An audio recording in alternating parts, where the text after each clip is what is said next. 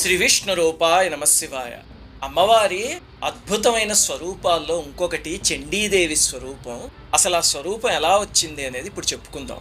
అమ్మవారు శుంభ నిశుంభుల మీదకి యుద్ధానికి వెళ్ళారు కదా, అప్పుడు వాళ్ళిద్దరూ కలిసి చండముండాసురులని ఇద్దరు రాక్షసుల్ని పంపించారు. అమ్మవారు 18 బాహువులతో సింహవాహనం పైన కూర్చుని ఉండగా వీళ్ళిద్దరూ అమ్మవారి మీదకి పెద్ద సైన్యంతో వచ్చారు. అమ్మవారు ఒక్కరే ఉన్నారు. దుర్మార్గులు అన్నారు, నువ్వెలాగూ ఒంటరిగా ఉన్నావు, మాదింత పెద్ద సైన్యం, ఎలాగూ ఓడిపోతావు నువ్వు. నా మాట విని మా నాయకుడు శుంభుణ్ణి భర్తగా స్వీకరించు, అతను కామకళా ప్రవీణుడు, నువ్వు సుఖపడతావు అని అమ్మవారితో అన్నారు. ఎంత ఘోరమైన మాటది.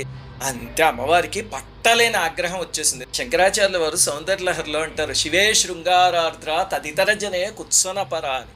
అంటే శివుడు కాకుండా ఇంక ఎవరైనా అంటే అమ్మవారు అసలు ఆలోచననే భరించలేరా. అంతే